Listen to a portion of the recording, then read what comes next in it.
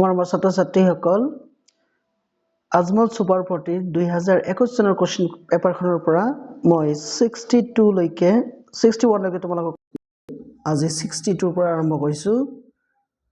62 কি কৈছে তোমালোকৰ এটা 62 হয়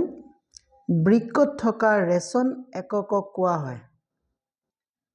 ৰেচন এককক কি বুলি কোৱা হয় হয়নে অপচন তাৰ মানে নিউৰন নেফ্ৰন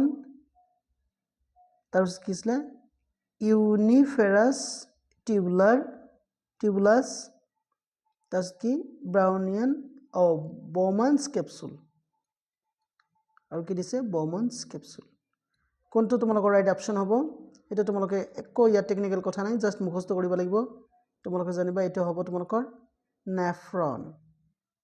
কি হ'ব এইটো নেফ্ৰন গন নেক্সট কোৱেশ্চনটো তোমালোকে চাবা এটা 63 হয়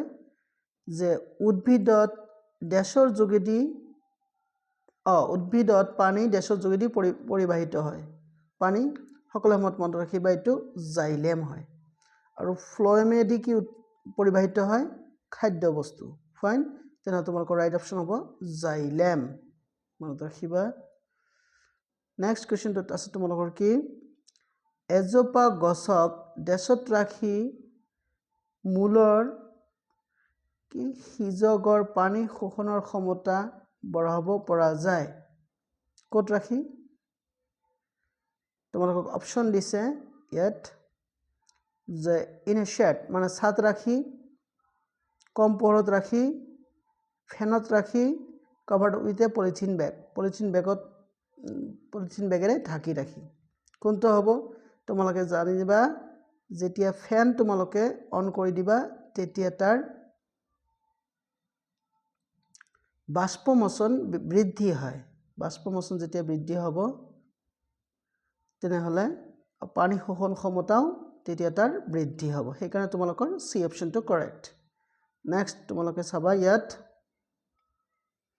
তেজ চেকুৰা মাৰাৰ বাবে তলৰ কোনবিধ দায়ী মানে কোনবিধ দায়ী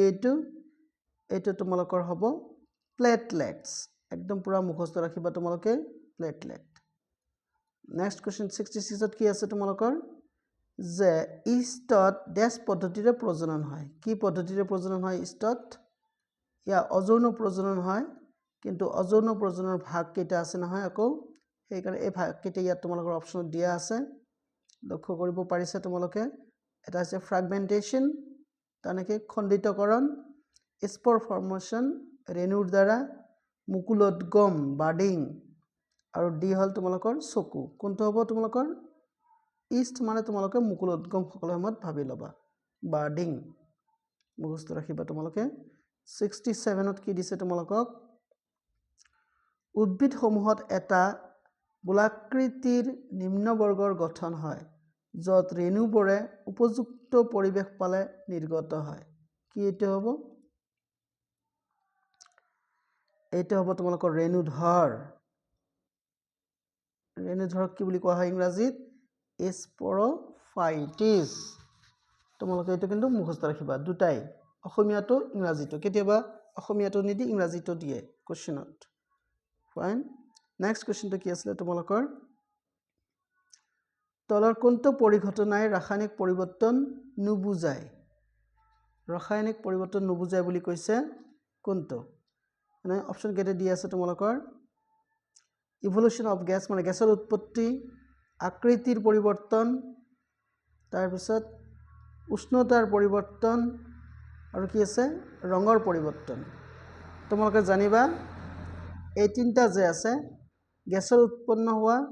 তাপৰ পৰিৱৰ্তন হোৱা আৰু কি ৰঙৰ পৰিৱৰ্তন হয় সববিলাক কিন্তু ৰাসায়নিক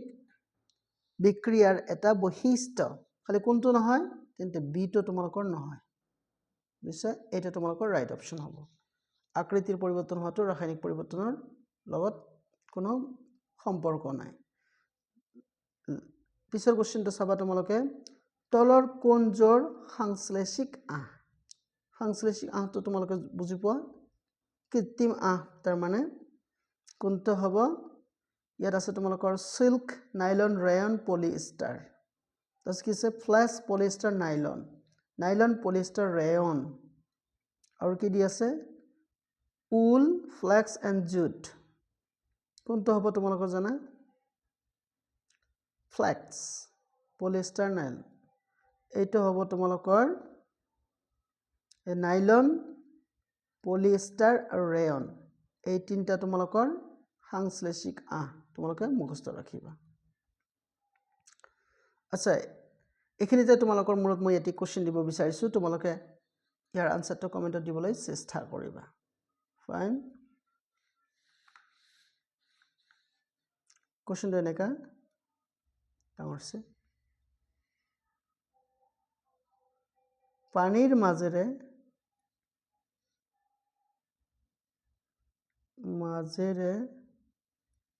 বিদ্যুৎ খোঁত চালিত কৰিলে বিদ্যুৎ খোঁত চালিত কৰিলে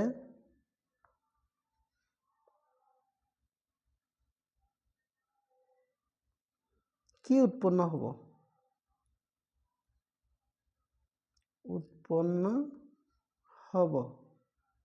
অপচন কেইটা মই তোমালোকক দি দিছো নাম্বাৰ এ দিছো এ তোমালোকৰ হাইড্ৰোজেন আৰু কাৰ্বন ডাই অক্সাইড নাম্বাৰ বি অপচনত হাইড্ৰোজেন আৰু নাইট্ৰোজেন সি অপচনত দিছো তোমালোকৰ হাইড্ৰোজেন আৰু অক্সিজেন ডি অপচনত তোমালোকৰ দিছো অক্সিজেন আৰু কাৰ্বন আচ্ছা আকৌ এবাৰ তোমালোকক কোশ্চেনটো কৈছো যে পানীৰ মাজেৰে বিদ্যুৎ খোঁত চালিত কৰিলে কি উৎপন্ন হ'ব তোমালোকৰ এ অপচনত আছে হাইড্ৰোজেন আৰু কাৰ্বন ডাই অক্সাইড বি অপচনত আছে হাইড্ৰোজেন আৰু নাইট্ৰোজেন সি অপচনত আছে হাইড্ৰোজেন আৰু অক্সিজেন ডি অপচনত আছে অক্সিজেন আৰু কাৰ্বন আশা কৰিছো তোমালোকে ইয়াৰ আনসাৰটো কমেন্টত দিবলৈ চেষ্টা কৰিবা ইয়ে দৰ্শাব তোমালোকে কিমানখিনি পঢ়াশুনাত আগবাঢ়িছা বা সায়েন্সত তোমালোকৰ কিমান নলেজ আছে আশা কৰিছো ভিডিওটো ভাল পাবা লাইক কমেন্ট শেয়াৰ কৰিবা আৰু প্লিজ মোৰ চেনেলটো সাবস্ক্ৰাইব কৰিবা সোৱাৰ কাৰণে ধন্যবাদ